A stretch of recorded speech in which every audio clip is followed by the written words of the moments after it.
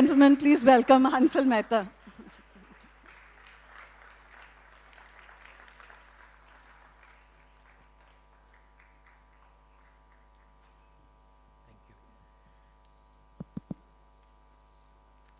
Thank you so much for being here, Hansal. It's really wonderful to have you. I've been chasing you for several months, so it's particularly wonderful to have you and to take time out from your schedule. So, Hansal, I wanted to dive you straight into this amazing canvas of, stories that you bring to us. In that is the scamsters.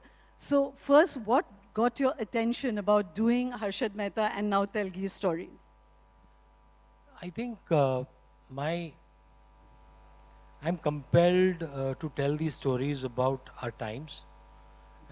I feel compelled to tell stories about systemic rot, through characters, through compelling characters, to tell you stories about our times. I believe storytelling, especially in the cinematic form, for me is about characters. Whether it was Shahid, my film Shahid, it's about Shahid Azmi. So, these are characters, whether it was Omerta, which was about Omar Saeed Sheikh, or Scam 1992, Harshad Mehta, Scam 2003, Telgi. These are all, these character studies tell us so much about our times. And I think it is my attempt to explore our times and to sort of look at our times through the eyes of the ordinary man.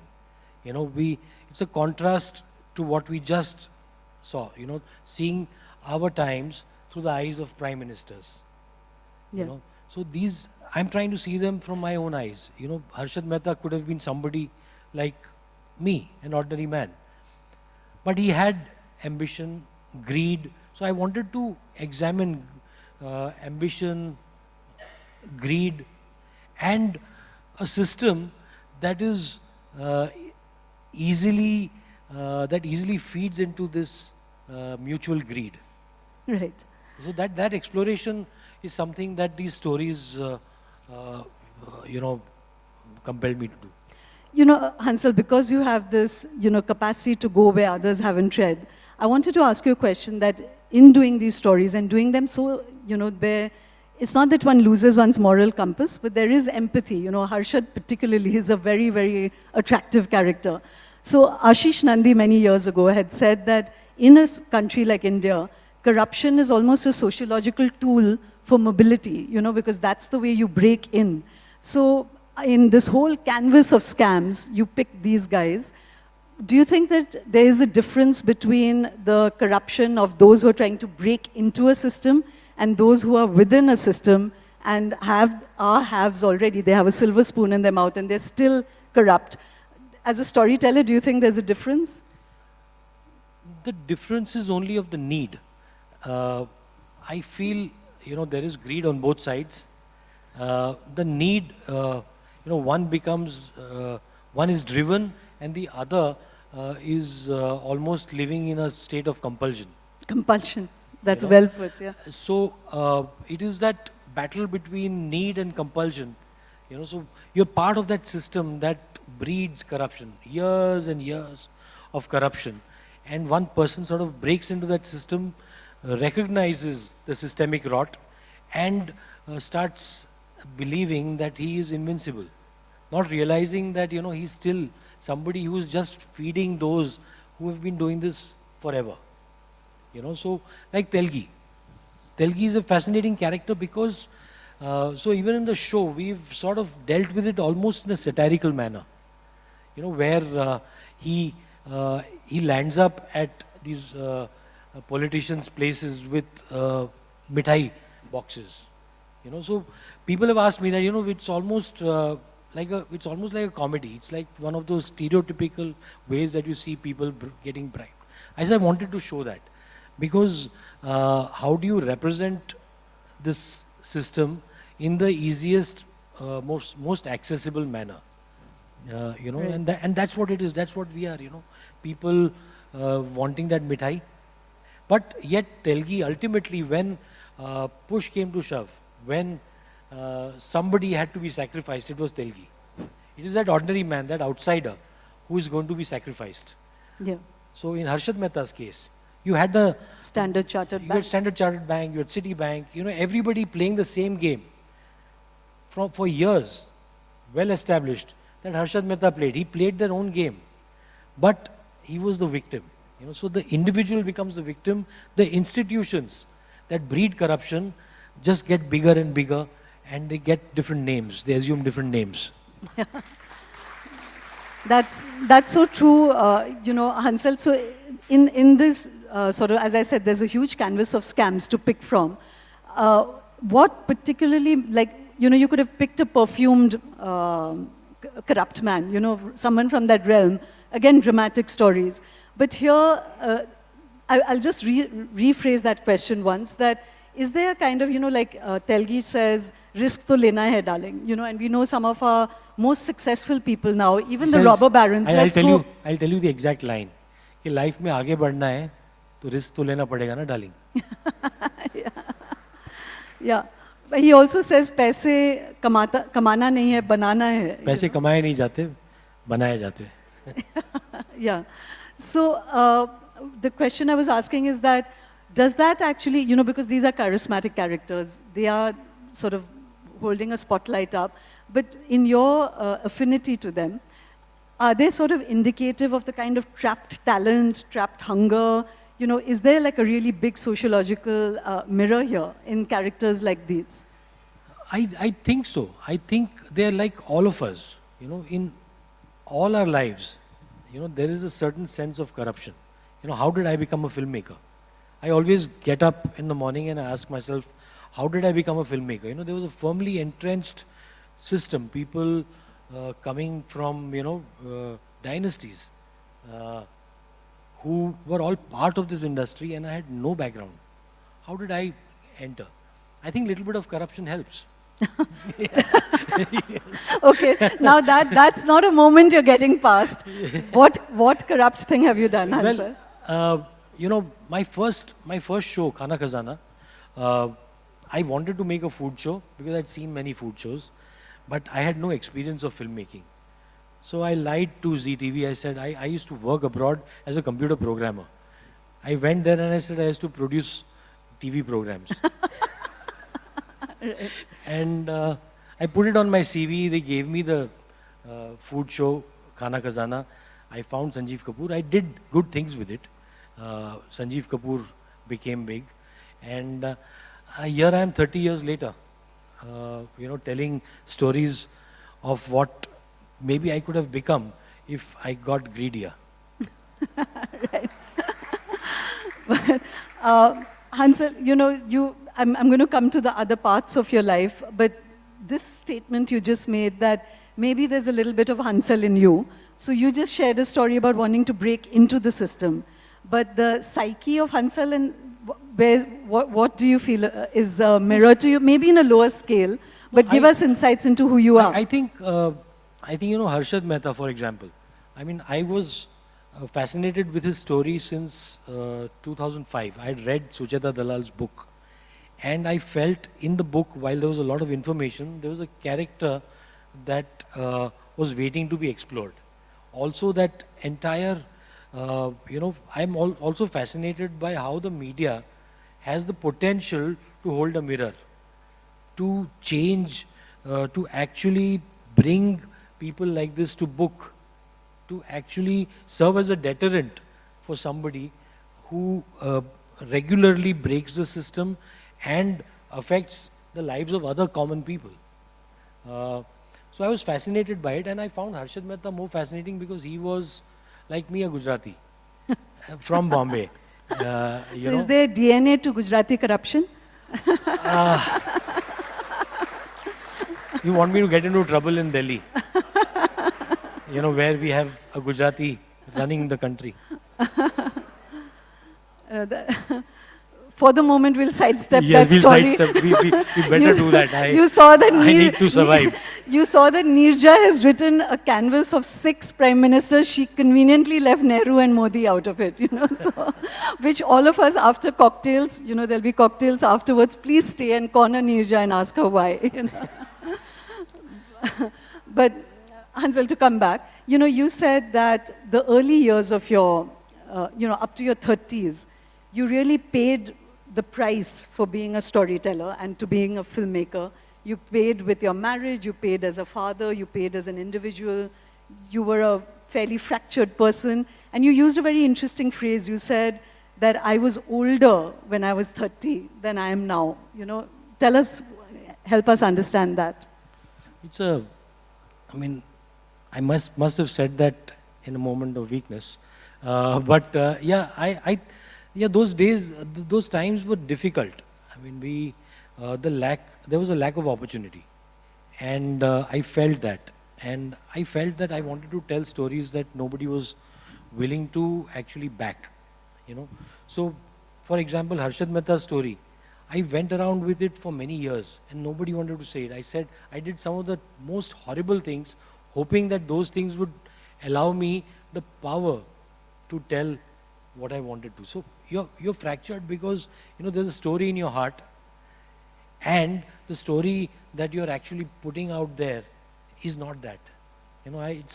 It's how all the anchors must be feeling every day when they go home these days. I can empathize. I can empathize with them. So I felt like that for many years.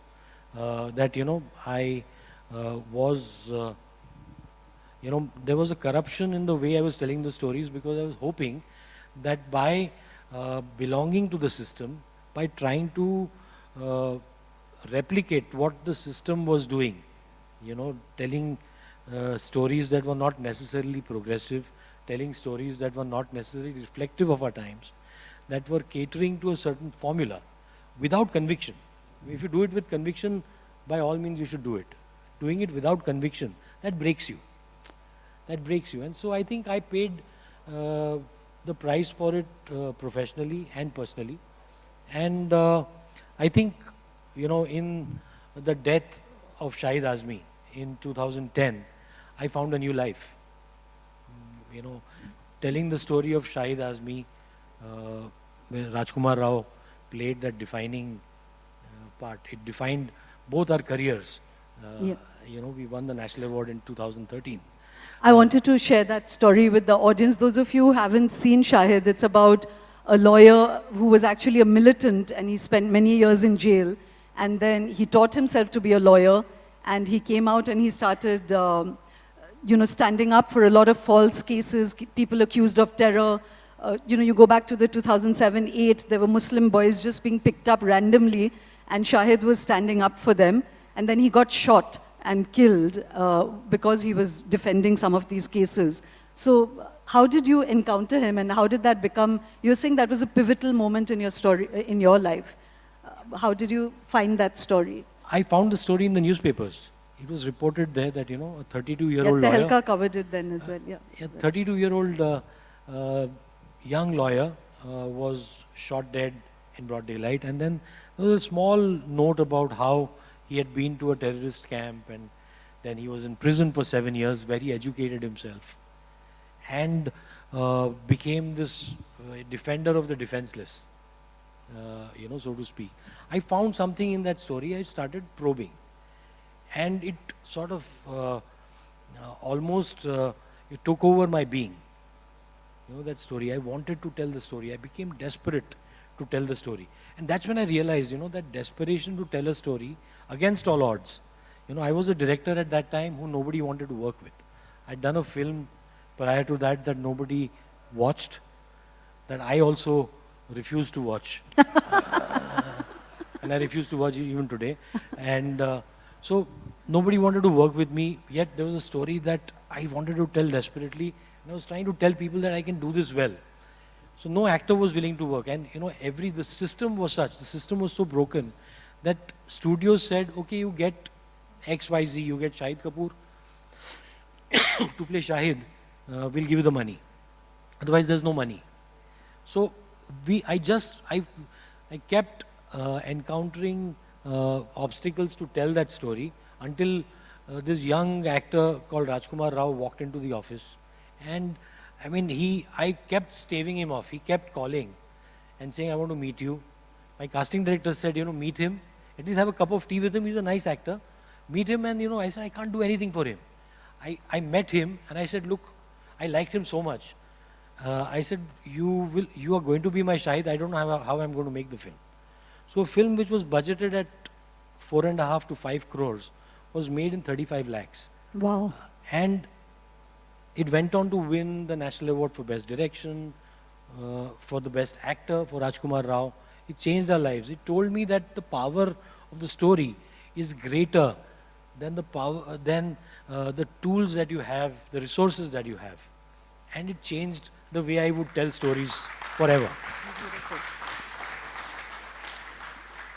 Hansal, sorry if I'm probing things which are still painful for you, but I'm just curious to know, because you said you also paid for that phase of your life when you were being corrupt in your soul and trying to break into the system, that you paid for it as a husband and a father.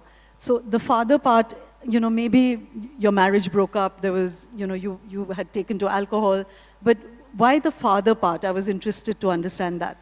Because see, you're not facing the world. I think I started running away. So I found refuge in mediocrity. And when you take refuge in mediocrity, you sort of hold on to the other crumbs. You have alcohol, you hang out with people who also enjoy mediocrity, who celebrate your mediocrity. So you sort of begin to exist in a circle, in a vicious circle of mediocrity. Mediocrity breeding mediocrity. And that, when you are in your senses, you realize that, what am I doing? It makes you into a mediocre person. So I think it was just that mediocrity that was killing me. Not that, I think I'm a better mediocre person than I was then. Stop it, Hansal. That is unfair to yourself. With a body of work like Shahid, Aligarh, Omerta, Scam 92, 2003, Scoop, that's not a mediocre canvas by a long shot. I think we need to assert that. But Hansal, we've had, in fact, Rajkumar Rao here, and he spoke of this exact journey, and I think why having conversations with people in cinema are so resonant and deep, because your lives are lived out on such a massive public canvas, Every arc that we have in our personal lives, yours is played out for all public view, the failure, the triumph, all of that. So I wanted to ask you that in this time, to adjust, like you said, you have a Hansal Mehta inside you. You would love to be Rajamouli or RRR or whatever. At which point in your life did you sort of adjust yourself to say that this is the shape of success that you can live with? And what influenced that? And what would you describe as success for yourself today? I think the whole concept of success and failure changes. When you see failure so close, when you see yourself failing time and again, trying to do something, you start redefining success. You realize that success is what are you, so even now, I hate, taking a story and having it benchmarked against what it made on a Friday. Having it trivialized to money. Money is meant to be recovered. Money is something, it's a means to be able to tell these stories. And it's something that is to be recovered commercially. But that does not diminish or elevate the story that you're telling. And That's beautiful. So I think the focus on story and how much it resonates, that, today Aligarh, became the center. It was not a commercial blockbuster, but it became the sort of center of, that 377 debate. We sort of started that conversation all over again. That story of Professor Siraj became so important. And the film is remembered even now. Every year when Pride Month is celebrated, Aligarh is celebrated with pride. And I think that, for me, is that legacy of work, of your stories. I think that is, who remembers Aligarh's Friday? I think what remains is Manoj Bajpayee's sublime performance. The story of Professor Siras and his being condemned to a life of loneliness because of his sexual orientation, Yeah. because of his personal choices. I think that is larger than that Friday. The Friday goes. Yeah, just, again, for those of you who don't know about Aligarh, it's about you picked it from a newspaper again, probably because it was the story of, of a teacher who is homosexual in Aligarh and he's having a relationship with a rickshawala and people break into it and then what happens to him. He was suspended for his sexuality by his, he used to teach Marathi at the Aligarh Muslim University. And he was suspended for his sexual orientation. And so it dealt, so for me the film was not about that suspension, it was about loneliness.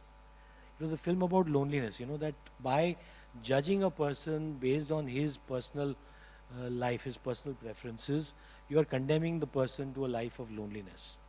And for me it was an exploration of that. It was an exploration of old age and the choices that people make and how society treats their old.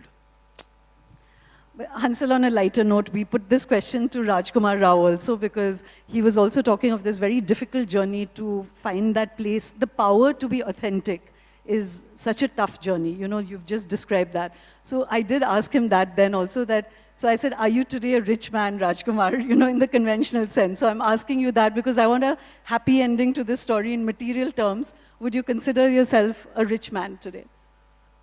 Yeah, I think I'm richer than I was. I actually did not grow up, so I don't have sad stories of getting, sleeping on the roads and studying at the railway stations and all. From a fairly well-settled Gujarati family. My parents really... Gujaratis are never poor, actually. No, that is again that stereo. So that is something I keep fighting, the stereotyping of people, that... Yeah, I'm that just kidding. Yeah. So, but I grew up fairly well off. But yeah, I went through my rough patch and I'm okay. I think I'm happy being able to tell the stories that I'm telling. I'm happy, for me now, the success of everything I do enables 3 other things, Yeah. and so for that, I just do it to enable what I do next, and that's all that matters. That's a wonderful description Yeah. of being rich, actually, that it should enable you to do what you want to do next. So, Hansal, we were talking earlier about Jugalbandis, that, it's so pivotal in people's lives, is the chemistry of who you meet.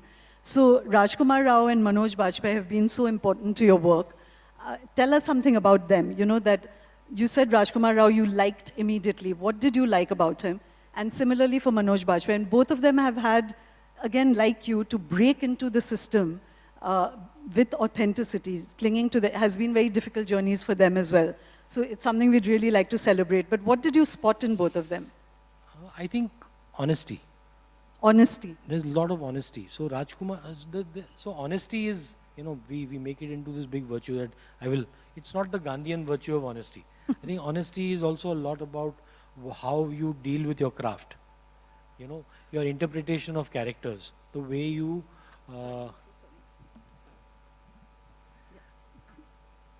So it's something, I think it's got to do with your interpretation of characters. When it is not colored by your need, by your vanity. The lack of vanity, for me, is honesty. Because in an actor, that vanity, that imprisonment in an image becomes such a hindrance. It is a boon for actors. They become stars because of that. But it also is this golden cage that they get stuck in. So I keep seeking that, and Rajkumar has been that muse for years with me. Since 2011, we've made 6 films together, and he's been that muse, who keeps molding himself into the characters that I give him. And to see him succeed now, commercially and artistically, is a great vindication. Similarly, Manoj is my oldest friend in the industry, We've seen some really rough periods of rejection together. We've seen each other being rejected time and again because we were unconventional. And we made a film called Dil Pe Mat Le Yaar in 2000, which was a story about migrants in Mumbai.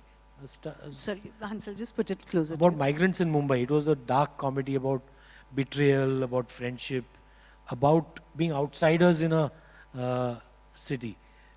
So that film failed. And, to come back together nearly 20 years after that failure and to make Aligarh, something that I consider a jewel in my crown and in Manoj's crown as an actor, to come back and do that, I think was very fulfilling. And to see Manoj, the way he has blossomed, the way he's actually succeeded on a mass scale now, especially with the Family man. with the emergence of OTT platforms. And I think I've continued finding those people. I'm lucky that I get to work with them, like Yeah, Pratik Pratik. Gandhi. Pratik Gandhi played Hansal Mehta, and I mean, after he played Hansal Mehta, since 2020, I don't think he's had a free day in his life. Wow. That's So fantastic. it again feels good to see an artist of his caliber being, finding vindication with the industry.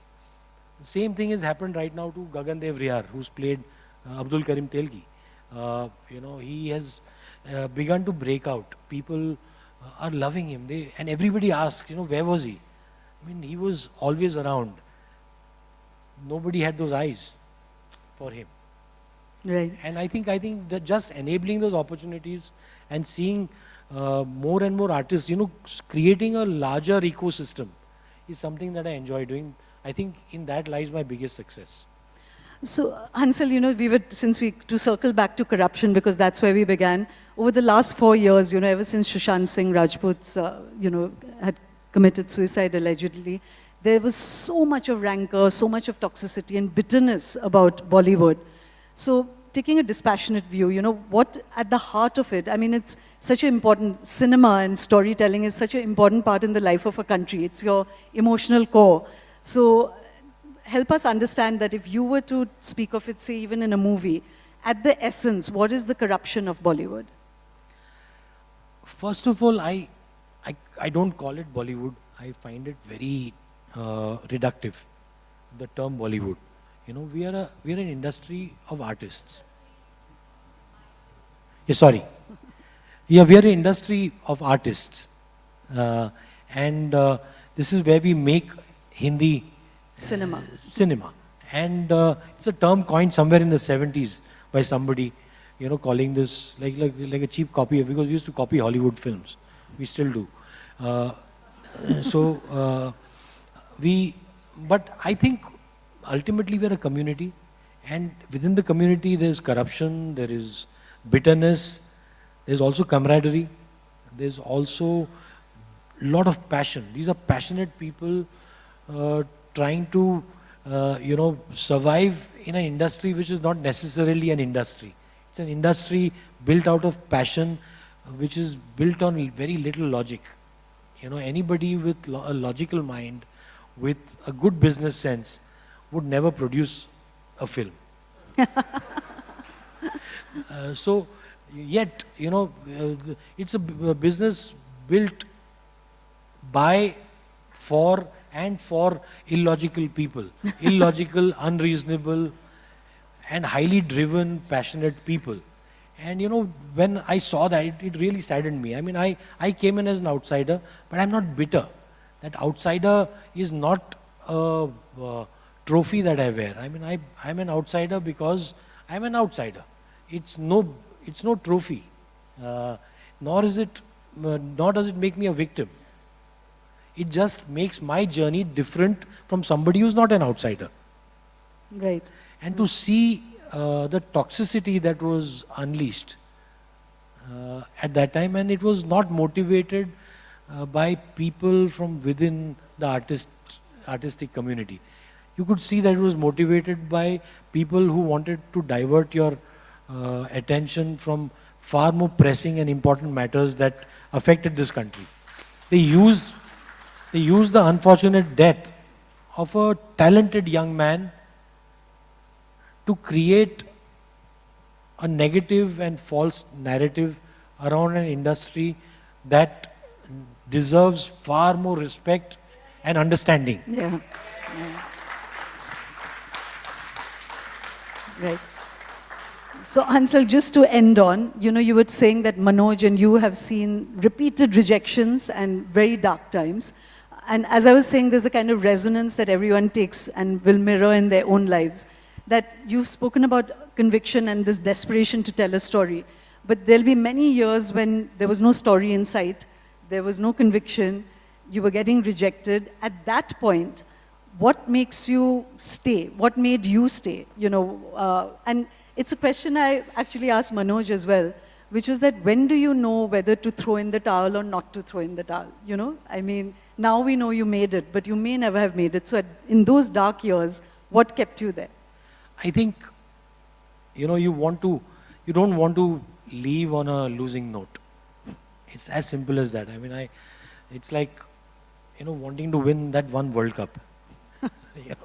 So I think it was just that. It was, I think what I was driven by was that, that one story. Somebody will recognize it. And I got up, I've always gotten up mostly optimistic. Even through those dark phases, I remained optimistic towards my craft because I would see other work happening around me. I have always learned to be generous and to be appreciative of the work around me, to keep my eyes open. I've learned from the newer filmmakers. I've seen their work, I've learned from them, and I think I've evolved as a better filmmaker because of the work of the people who have just come in, of the people. Like whom? So many. I mean, every time there was a new filmmaker, when Vishal, so Vishal is again one of my oldest friends, Vishal Bhardwaj. One of my oldest friends. So he, sort of midway through his career, he decided to become a filmmaker so that he could find a place to compose his music. And so when he made Maqbool, I remember calling Vishal and saying, if I had seen this and then made my first film, I would have made a better first film. So, you learn from your peers, you learn from, like, when I saw Masan by Neeraj Gewan, I felt inadequate as a filmmaker, and I saw that film repeatedly. So the cinema around you, Indian cinema, every time I watch Lijo's, the Malayalam filmmaker, every time I watch his films, Jallikattu, Angamali Diaries, I see his work, and I'm always gobsmacked. I'm always trying to learn. I'm trying to understand how they stage scenes, how they understand human nature, and how they represent human nature through their storytelling. Right. So you've told us about your professional life. Just to end on, you call yourself as much of a cook as a filmmaker. And, so in your personal life, who salvaged you? Tell us somebody about the woman or the lover or the friend who shaped you beyond your professional life. I think many things. I mean, things happen. I'm a bit shy of saying all this, but I think I met my current partner, Safina, in 2005. And I think something shifted. She works for girls' education around the country. She runs an organization called Educate Girls, which was a very fledgling organization that works in the most underserved areas of the country for girls' education. And I traveled with her. So there was a period where I took a sabbatical and I decided to travel with her, see her work. And I think that somehow connected me back to the stories that I wanted to tell. To see the country through her work, through her eyes. I think that, and of course, so many things. I mean, your children, your family, and food. I think food has kept me going. You can see it. It's very obvious. Food has kept me going, just cooking food. And so my library, my home library has only cookbooks. So there's an embargo on purchasing more cookbooks until I get a bigger house. Well, thank you very, very much. Hansal, you just gave me an idea for our next edition of Ignition. We'll do a food yatra through India, because that's a whole other story altogether. So thank you very much, Hansal. That was so touching and inspirational and wonderful to have you here. Thank you. Thank you. Thank you. Thank you, everyone, and look forward to seeing you at the next Ignition. And it was wonderful having all of you here. The bar is open. Look forward to further conversation. Good night.